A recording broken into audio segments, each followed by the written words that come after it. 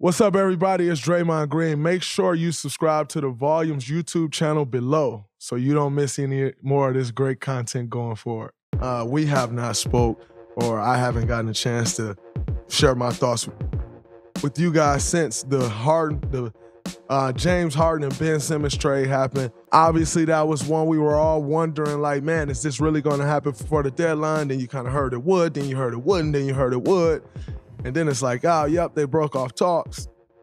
And then boom, there it is. James Harden and Paul Millsap gets traded to the Philadelphia 76ers for Ben Simmons, Seth Curry, Andre Drummond, and 2 first-round picks. I was shocked by how much the 76ers gave up. And not that James Harden isn't great, because just what felt like to me was James Harden no longer wanted to be in Brooklyn, and James Harden wanted to be in Philly. All things pointed towards that. And that's what the reports were, and that's what it felt like to me.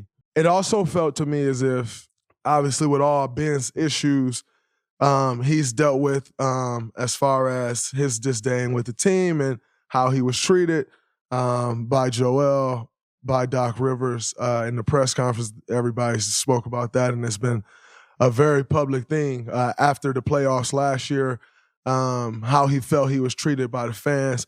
But more importantly, his mental health. And, you know, that goes beyond basketball when you're talking mental health. And so most importantly, his mental health. You knew he needed something fresh. He needed something new. And you knew that was kind of what everybody had been expecting all year. When will Ben Simmons get traded? It's not if, it's just a matter of time. When will the Philadelphia 76ers finally accept a package? And the reality is I think they ultimately got exactly what they wanted. Daryl Morey and James Harden are close. Daryl Morey brought James Harden to Houston. Daryl Morey believed in James Harden as a cornerstone of a franchise before just about anybody else did. You know, they have that rapport. They have done some great things together. They could never get past us, but they were right there every year. And so to see them get back together along with Joel, along with Doc Rivers, I think that's what they wanted. And it's, you know, you had even heard about it when James Harden was still in Houston, that he would possibly get traded for Ben Simmons then. And that was before we had heard about the things that were going on with Ben. This was a whole year prior. And so to see him finally get to where he wanted to be, or where it seemed as if he wanted to be before, and then the whole Nets thing kind of came up and out of nowhere, to see Ben get back to a situation where he could play. I'm always happy to see guys get what they want. Ultimately, if that's what you want, go after it. Always happy to see it. But I must say, I was shocked that Philly were willing to give up Seth Curry and 2 first-round picks. I was really shocked by that, because like this first-round pick may be nothing. Nothing. There's great players drafted 27, 28, 29, 30. Like, I was 35. So, I mean, the picks can still mean something depending on who's drafted and how they evaluate talent. But it won't be a top 5 pick. It won't be a top 10 pick. It won't be a top 15 pick. And so this year, okay. But in 2027, I mean, that's 5 years from now. At that point, James Harden is 37.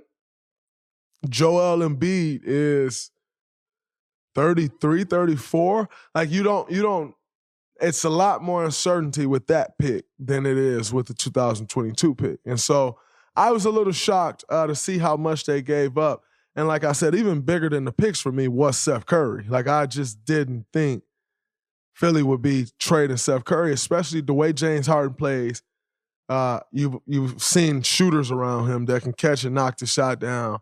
And with Joel Embiid, I mean, you always want to pair a big man with a shooter, just in case they're trying to double team in, you can't help off Steph Curry. And so that takes one guy out of the picture.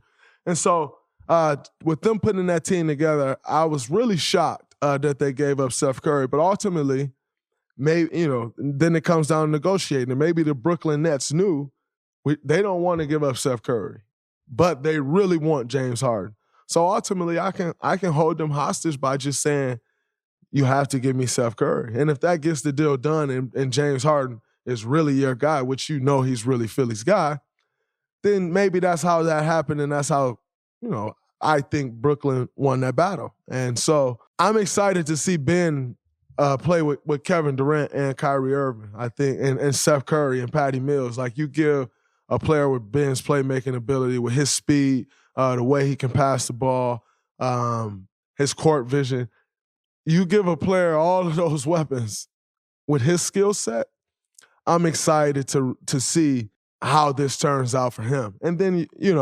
we play in a copycat league. When someone has success, everyone tries to follow it, which is why the NBA is the way it is today, because the Warriors had success playing a certain way and everyone follows it. That's just the way this league works.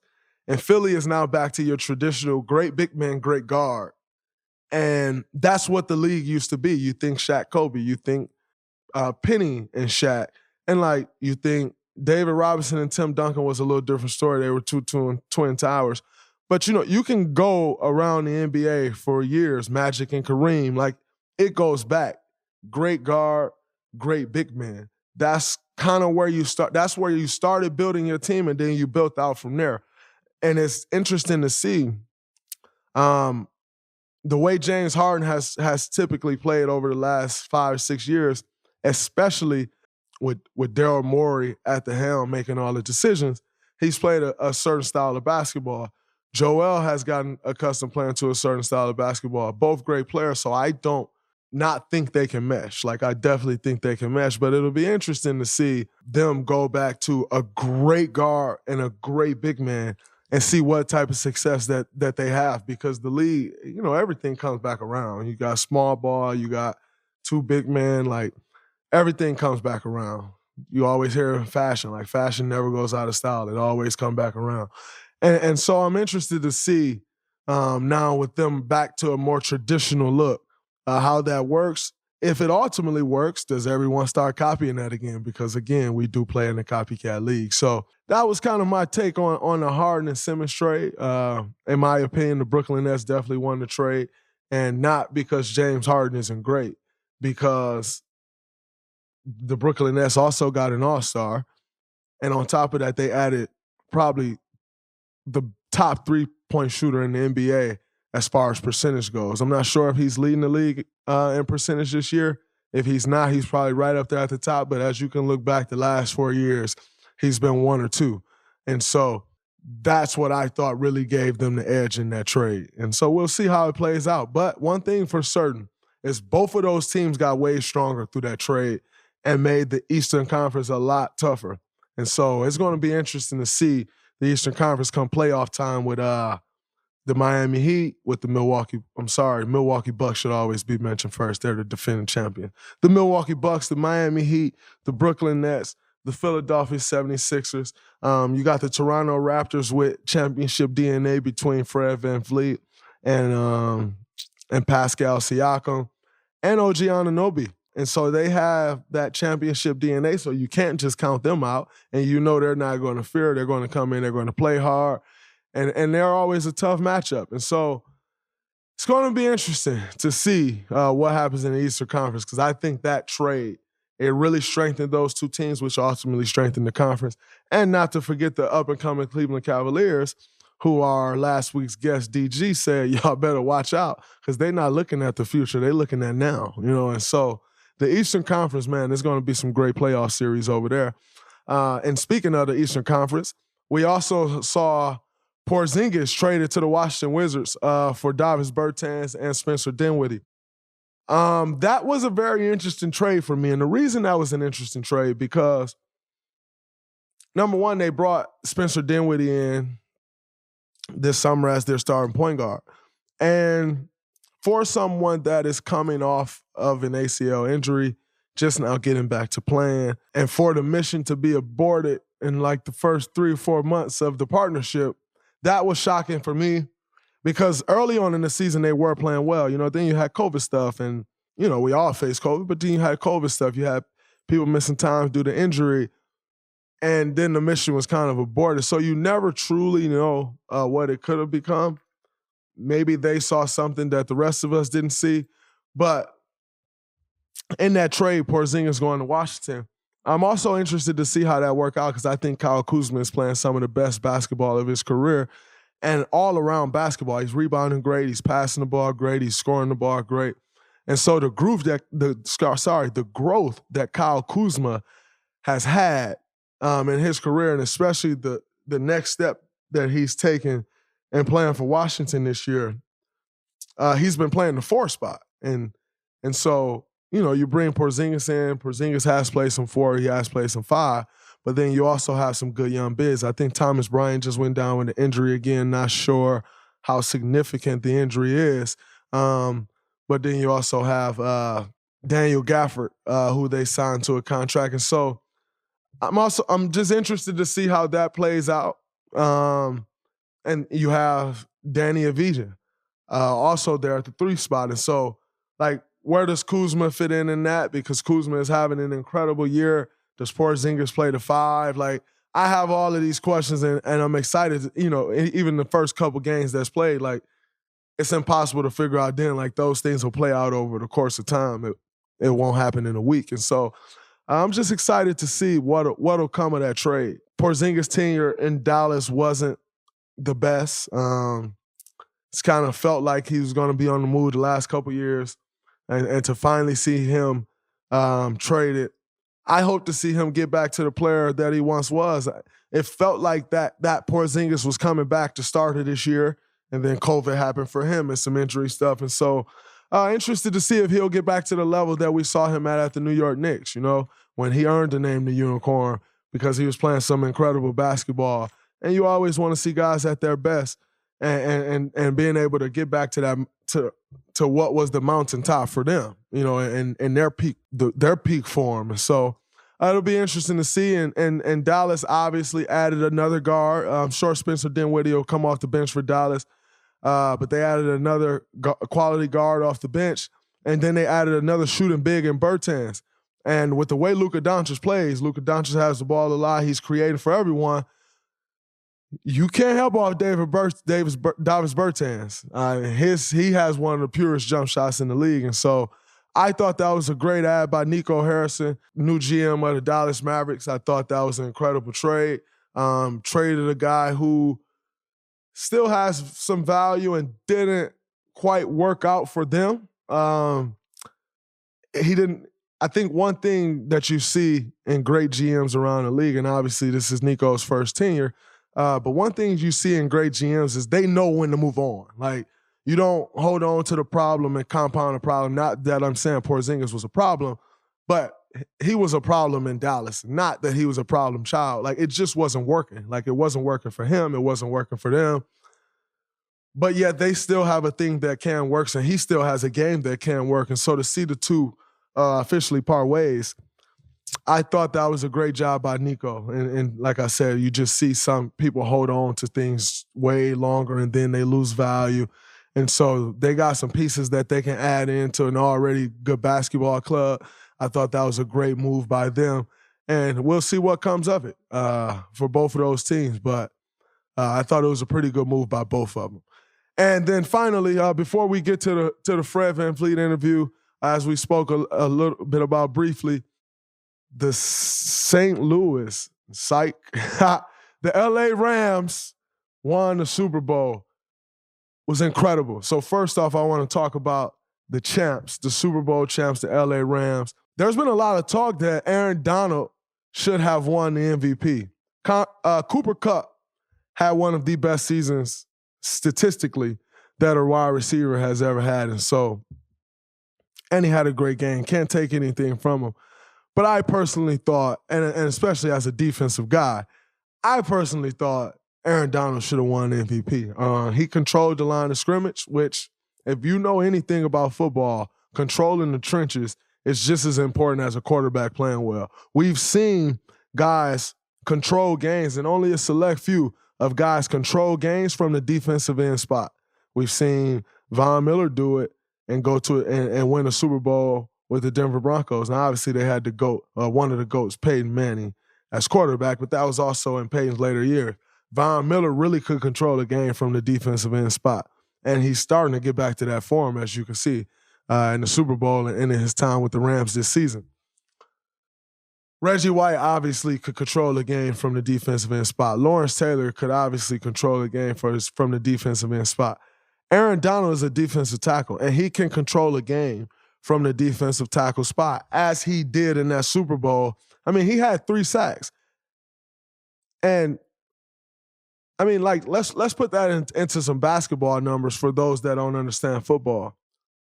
Him having 3 sacks in the Super Bowl is like, him having 2 sacks in the Super Bowl is like having 26 points. Him getting that 3rd sack to close the game out is like having 34 points and a game winner. If a guy has 34 points in a Game 7 of the NBA Finals, now granted, it's a little skewed because there's more games in the NBA Finals, but let's say that guy has had a pretty good NBA Finals, and then he finished the game with 34 points and a game winner in Game 7. That guy is going to walk away with Finals MVP. That's what Aaron Donald just did. He finished the game with 34 points and he hit the game winner. And he did not walk away with the MVP because it's so hard for defensive guys in any sport to get the recognition that they deserve. And so like I said, I can't take anything from Cooper Kupp away because he had an incredible year, an incredible game. So well-deserved, but I definitely think Aaron Donald should have and could have gotten MVP. And the reality is you're not going to see that often. Like, the next time we'll see a defensive guy other than Aaron Donald control a game like that and actually be deserving of MVP, like, who knows when we'll see that again? Like, you got to reward guys when it's there. And so, I don't know. I thought that there would be a high chance that he wouldn't get it because that's how people operate. And it actually happened. So, we'll see. Another year goes by, another defensive guy can't get the MVP of the Super Bowl. But they got the most important thing, which was a ring. Man, I want to send a bunch of love to OBJ. I spoke about this before. Like, some guys need bright lights. Like, a lot of people, you put them under the bright lights, they fold.